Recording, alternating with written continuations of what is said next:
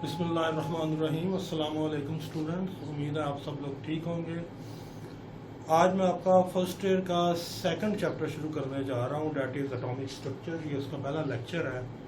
Atomic structure के बारे में आप जानते हैं कि एटम के बेसिकली दो पार्ट्स होते हैं।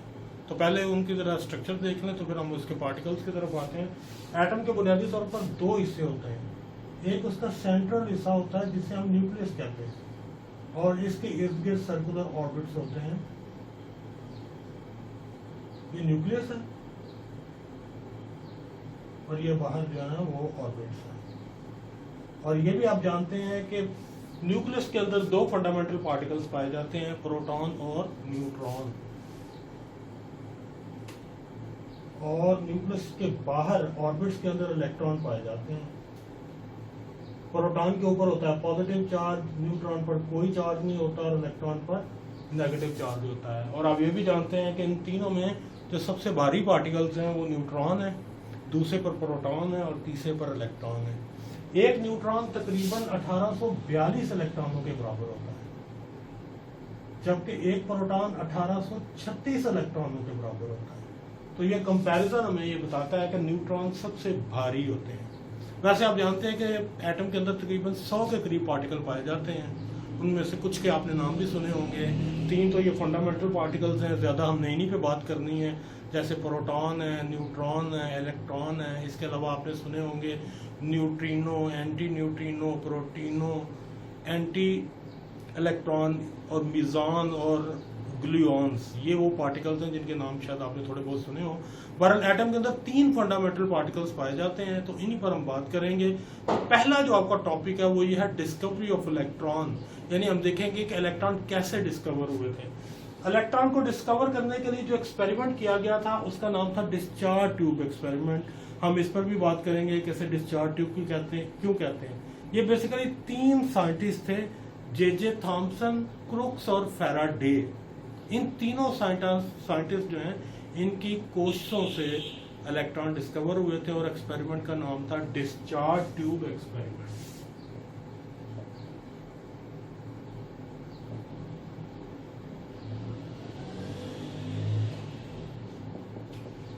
डिस्चार्ज ट्यूब बेसिकली शीशे की एक ट्यूब होती है, इसमें 2 इलेक्ट्रोड लगे होते हैं।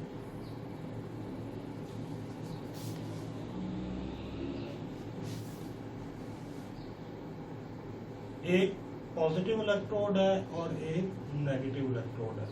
जो पॉजिटिव इलेक्ट्रोड है इसे हम एनोड कहते हैं, और जो नेगेटिव इलेक्ट्रोड है इसे हम कैथोड कहते हैं। ये दोनों बैटरी के रिस्पेक्टिव टर्मिनल से जुड़े होते हैं। इस ट्यूब के अंदर आपने लो प्रेशर पर एक गैस लेनी है, आमतौर पर हाइड्रोजन गैस भी आप ले सकते हैं। लो प्रेशर पर आपने इसलिए गैस लेनी है ताकि जब आप पोटेंशियल डिफरेंस अप्लाई करें तो गैस के तमाम पार्टिकल्स तक उसका असर पहुंचे। तो अगर यहाँ पर बहुत ज्यादा क्राउडिंग हो जाएगी तो जो एटम सेंटर में आएंगे, गैस के पार्टिकल सेंटर में आएंगे, हो सकता है उन पर वोल्टेज डिफरेंस का या पोटेंशियल डिफरेंस का इफेक्ट ही ना पहुंचे। और दूसरा, जब ये रेस पैदा होंगी तो वो इन पार्टिकल के अंदर से गुजर जाती हैं। अगर यहाँ पर रश बहुत ज्यादा हो तो वो रेज इन पार्टिकल के अंदर से नहीं गुजर सकती। यहाँ पर आपने गैस का प्रेशर लेना बहुत कम, 0.01 टॉर, और पोटेंशियल डिफरेंस आपने अप्लाई करना है 5000 से लेकर 10,000 वोल्ट तक। जब यह पोटेंशियल डिफरेंस अप्लाई करते हैं तो इसका मतलब ये हुआ कि पॉजिटिव इलेक्ट्रोड बहुत ज्यादा पॉजिटिव हो जाता है और नेगेटिव इलेक्ट्रोड बहुत ज्यादा नेगेटिव हो जाता है। और यहाँ पर अभी आप देख चुके हैं कि एटम के बुनियादी तौर पर 2 हिस्से हैं, एक न्यूक्लियस है और एक ऑर्बिट है। न्यूक्लियस के ऊपर आप जानते हैं पॉजिटिव चार्ज है, और जो ऑर्बिट्स के अंदर इलेक्ट्रॉन पाए जाते हैं उन पर नेगेटिव चार्ज है। जब यहाँ पर आप पोटेंशियल डिफरेंस बहुत ज्यादा अप्लाई करेंगे तो इलेक्ट्रॉन्स जो होंगे वो एनोड की तरफ झुकना शुरू हो जाएंगे, ऐसे इधर जाना शुरू हो जाएंगे, और जाहिर है न्यूक्लियस जो है वो अट्रैक्ट होगा कैथोड की तरफ। अभी तो हम न्यूक्लियस की बात नहीं करते क्योंकि सबसे पहले जब ये एक्सपेरिमेंट किया गया था तो इन्हीं रेस पर बात की गई थी जो एनोड की तरफ जा रही थी रेस, कि ये बेसिकली इलेक्ट्रॉन थी, क्योंकि एटम का जो नेगेटिव पार्ट है वो एनोड की तरफ अट्रैक्ट होगा, यानी उसकी तरफ चलेगा। और साइंटिस्ट ने स्टार्ट में इन रेस को कैथोड रेस का ही नाम दिया था, क्योंकि ऐसे उन्हें लग रहा था जैसे ये रेस कैथोड से पैदा हो रही हो। हालांकि ये कैथोड से पैदा नहीं हो रही, बल्कि ये एटम के अंदर, ये जो गैस पार्टिकल आपने दिए हुए हैं, इनके एटमों के अंदर जो इलेक्ट्रॉन है बेसिकली वो एनोड की तरफ अट्रैक्ट हो रहे हैं। और ये सारी स्क्रीन जब डार्क हो जाती है तो आपको यहाँ पर ग्लो यानी चमक फील होती है। इसका मतलब है कि कोई पार्टिकल आके यहाँ पर टकरा रहे हैं। इन रेस को उस वक्त कैथोड रेस का नाम दिया गया क्योंकि साइंटिस्ट ये समझते थे कि ये रेस कैथोड से पैदा हो रही है। बाद में जब इनकी ई ओवर एम वैल्यू निकाली गई तो फिर पता चला इनकी ई ओवर एम वैल्यू जो है वो तो एग्जैक्टली इलेक्ट्रॉन वाली है। तो बाद में इनको इलेक्ट्रॉन का नाम दिया गया। एक साइंटिस्ट था स्टोनी, उसने सबसे पहले इसके लिए इलेक्ट्रॉन का वर्ड यूज किया था। तो उससे पहले तक इनको कैथोड रेज ही कहा जाता था। तो ये डिस्चार्ज, ये जो इलेक्ट्रिक स्पार्क पैदा हुआ है, इस वजह से इस एक्सपेरिमेंट को डिस्चार्ज ट्यूब एक्सपेरिमेंट भी कहते हैं। तो इस तरह से डिस्कवर हुए थे इलेक्ट्रॉन्स। तो अब मैं इलेक्ट्रॉन्स की कुछ फंडामेंटल जो बेसिक प्रॉपर्टीज है उस पर बात कर लेते हैं हम। आपको पता है कि इलेक्ट्रॉन को अगर हम इलेक्ट्रिक फील्ड के अंदर से गुजारें तो ये पॉजिटिव पोल की तरफ झुक जाते हैं। ये इस बात का प्रूव है कि इलेक्ट्रॉन के ऊपर नेगेटिव चार्ज होता है।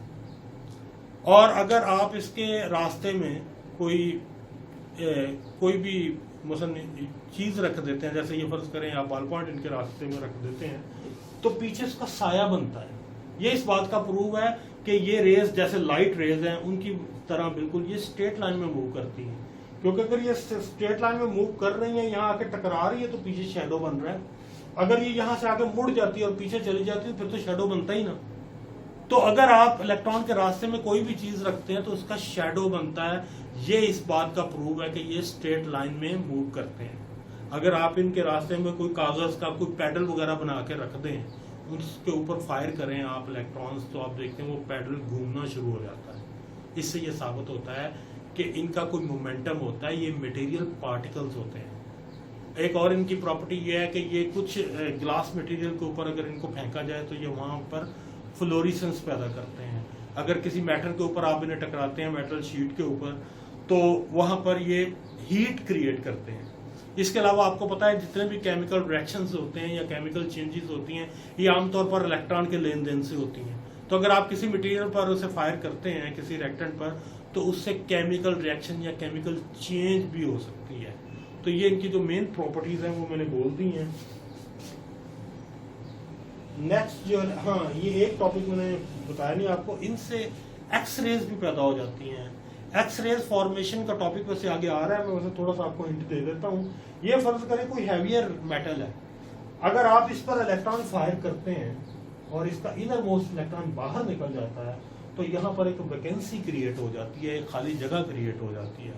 इस खाली जगह को फिल करने के लिए सीरीज ऑफ जंपिंग होती है। ये इलेक्ट्रॉन जंप लगाकर यहाँ पर जाएंगे, ये इलेक्ट्रॉन जंप लगाकर यहाँ पर जाएंगे, ये इलेक्ट्रॉन जंप लगाकर यहाँ पर जाएंगे। तो ये जो सीरीज ऑफ जंपिंग हो रही है, इसकी वजह से बड़ी पावरफुल रेडिएशन पैदा होती है जिन्हें एक्स रेज कहा जाता है। तो इलेक्ट्रॉन एक्स रेज फॉर्मेशन में भी यूज होती हैं। ये टॉपिक आगे भी आ रहा है, वहां पर हम डिटेल से बात करेंगे। मैं आगे जा रहा हूँ। इनकी एक और प्रॉपर्टी भी है, ये मेटालिक शीट जैसे एल्यूमिनियम और गोल्ड है, इसके अंदर ये पेनिट्रेट भी कर जाती है, ये भी इनकी प्रॉपर्टी है। नेक्स्ट टॉपिक है आपका, जे थॉमसन ने इनकी e over m value electron की निकाली थी, तो मैं उसी टॉपिक की तरफ जा रहा हूँ। ई ओवर एम वैल्यू निकालने के लिए भी हमें इलेक्ट्रॉनों की जरूरत होती है, तो एक्सपेरिमेंट तो यही यूज होगा। बस इसके आगे हम एक ग्लास ट्यूब लगा देते हैं,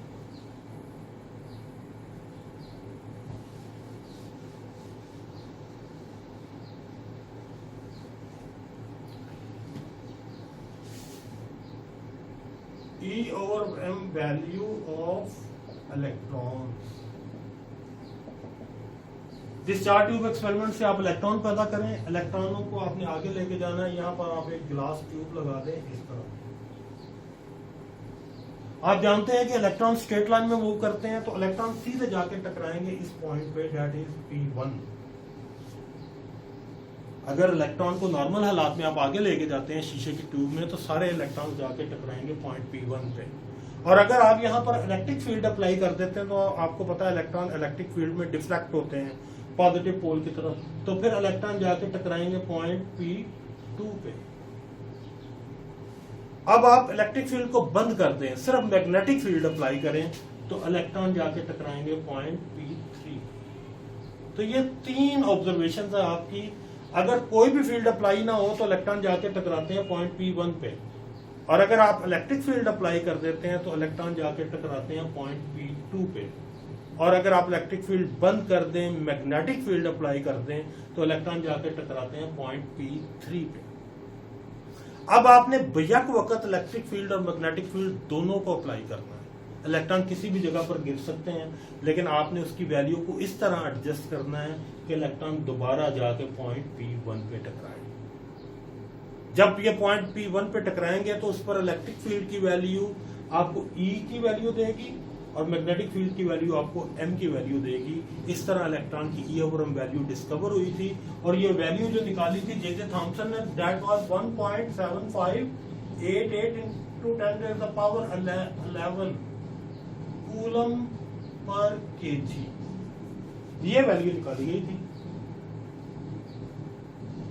और ये वैल्यू हमें बताती है कि अगर आप 1 किलोग्राम इलेक्ट्रॉन लेते हैं तो उन पर जो चार्ज होता है वो होता है 1.7588 into 10 raised the power 11 coulomb. ये इसका मतलब है। ये है जी इलेक्ट्रॉन की E ओवर M वैल्यू। अब इसी का आगे इलेक्ट्रॉन का एक फर्दर टॉपिक आ रहा है। इलेक्ट्रॉन के ऊपर हमने चार्ज फाइंड करना है, तो उसके लिए जो एक्सपेरिमेंट किया था, ये एक साइंटिस्ट था मिलिकॉन ने एक मेथड डिवाइस किया था जिसे कहते थे मिलिकॉन ऑयल ड्रॉप मेथड। तो मैं वो अब करने जा रहा हूं आपके सामने।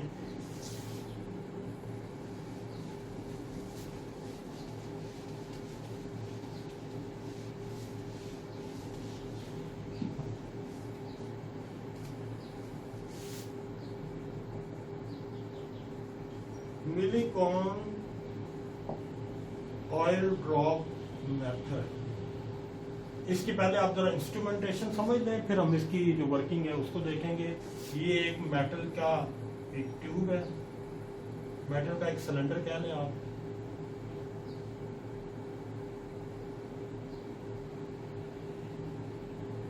इसके अंदर आप 2 इलेक्ट्रोड लगा दें। एक का नाम A है, दूसरे का नाम A डैश है। यहाँ पर आप एक एटॉमाइजर लगा दें या स्प्रेयर लगा दें। स्प्रेयर का काम होता है कि ये जो ऑयल के ड्रॉप्स होते हैं उनको ड्रॉपलेट्स में यानी स्प्रे में कन्वर्ट कर देता है। तो इसे एटॉमाइजर भी कहते हैं, इसे स्प्रेयर भी कहते हैं। ये एटॉमाइजर है। इसके अलावा इसके अंदर देखने के लिए आप एक टेलीस्कोप लगा दें।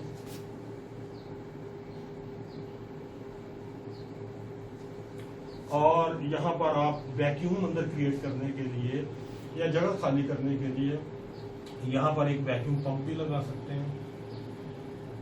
वैक्यूम पंप लगा दें। और अंदर इलेक्ट्रॉन फायर करने के लिए हम इलेक्ट्रॉन या एक्सरेज गन यूज करते हैं, वो आप यहाँ पर लगा दें। X rays gun. ले जी, ये इसकी इंस्ट्रूमेंटेशन कंप्लीट है मिलिकॉन ऑयल ड्रॉप मेथड की। दोबारा देख लें, ये एक मेटालिक सिलेंडर है। इसके अंदर 2 इलेक्ट्रोड लगे हुए हैं, एक A है और दूसरा A डैश है। इसके साथ एक एटॉमाइजर जुड़ा हुआ है, एक टेलीस्कोप लगी हुई है अंदर देखने के लिए। एटॉमाइजर का काम मैं आपको बता चुका हूँ। इसका काम होता है ऑयल के जो ड्रॉप्स हैं उनको छोटे छोटे पार्टिकल्स में या ड्रॉपलेट्स में बदल देता है या स्प्रे में बदल देता है।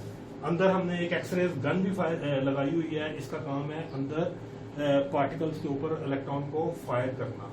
और एक वैक्यूम पंप भी हमने लगाया हुआ है ताकि हम अंदर अपनी मर्जी का प्रेशर क्रिएट कर सकें या खाली जगह पैदा कर सकें। तो आप सबसे पहले ये जो ऊपर वाला इलेक्ट्रोड है इसमें एक सुराख कर दें आप, और एटॉमाइजर की मदद से आप ऑयल ड्रॉप्स को अंदर फेंकें। ये जो ऑयल ड्रॉप्स होंगे ये आपको पता है ग्रेविटी की वजह से ये नीचे की तरफ जाएंगे।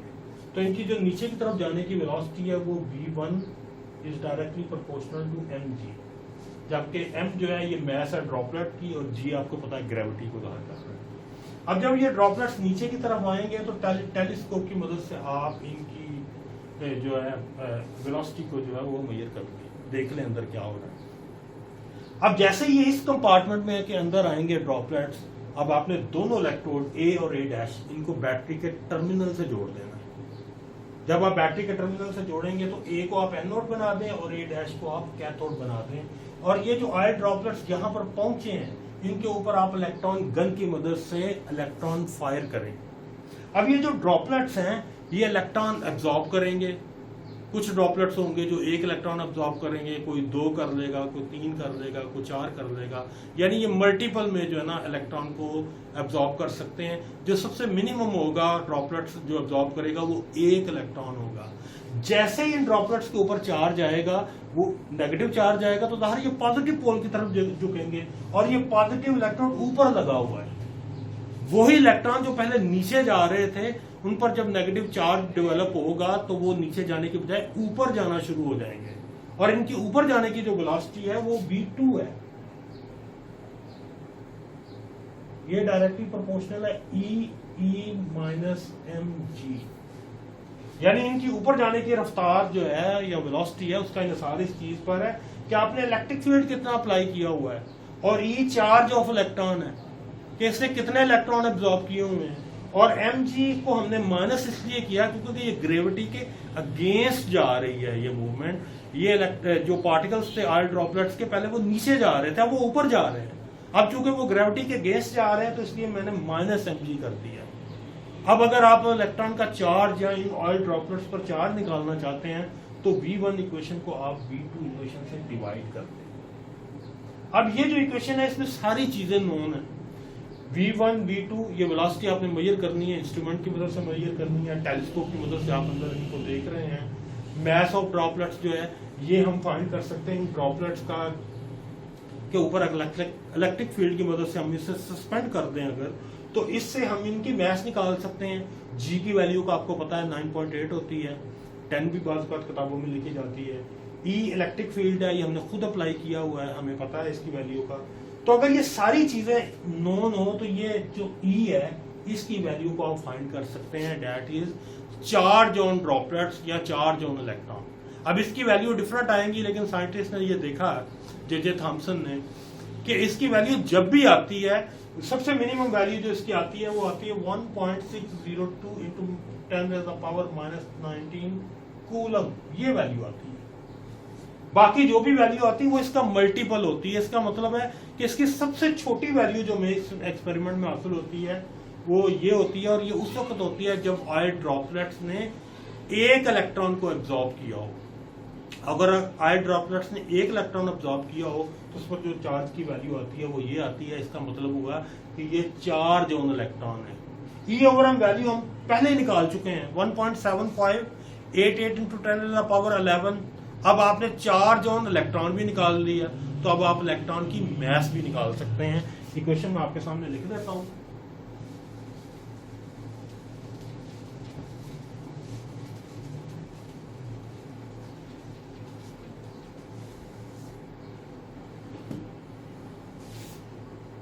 E ओवर m वैल्यू आपने इलेक्ट्रॉन की निकाल ली है 1.7588 इंटू 10⁻11 और E की वैल्यू आप अभी निकाल चुके हैं यानी 1.602 into 10⁻⁻19 divided by m is equal to 1.7588 into 10⁻11।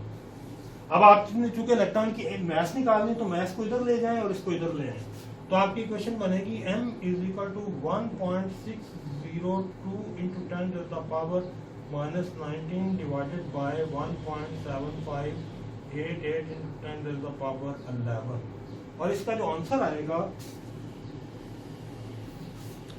वो मैं आपके सामने रखता हूं।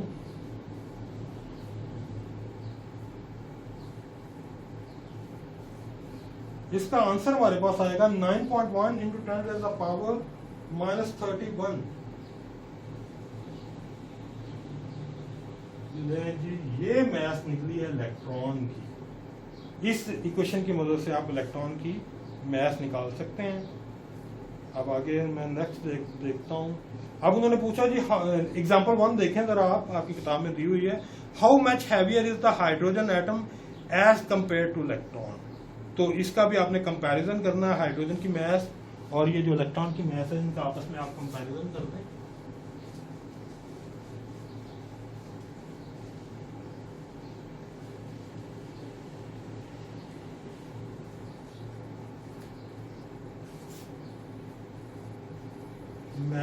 of hydrogen atom divided by mass of electron is equal to 1.67 into 10 to the power minus 27 divided by 9.1 into 10 to the power minus 31 kg, और इसका answer आएगा 1833।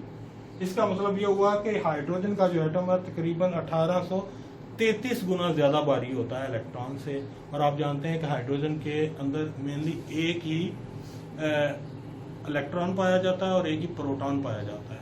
तो ये तकरीबन एक इलेक्ट्रॉन और एक प्रोटॉन की मास का कंपैरिजन है, ये मैं यहाँ पर ऑलरेडी लिख चुका हूँ। थोड़ा सा डिफरेंस है क्योंकि इसके अंदर इलेक्ट्रॉन भी इंक्लूड है और भी कुछ पार्टिकल इंक्लूड होंगे, इसलिए मास में थोड़ा सा फर्क आ रहा है। तो एक प्रोटॉन जो है ये तकरीबन 1836 इलेक्ट्रॉनों के बराबर होता है। तो ये डिस्कवरी ऑफ इलेक्ट्रॉन का जो टॉपिक है ये आपका कंप्लीट हो गया है। जो मेरा नेक्स्ट लेक्चर होगा उसमें हम डिस्कवरी ऑफ प्रोटॉन और डिस्कवरी ऑफ न्यूट्रॉन पर भी बात करेंगे। Thank you.